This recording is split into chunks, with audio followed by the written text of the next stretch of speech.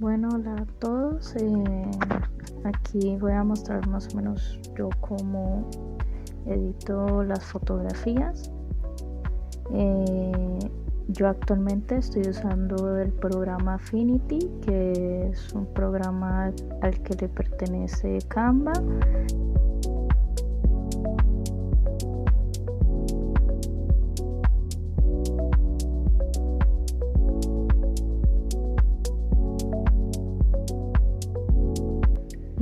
Ahora me meto al mapa de tonos, que es la opción directa de Affinity, que sirve como una especie de Lightroom, o sea, un apartado directamente para jugar con el tema de la iluminación y colores dentro de una imagen.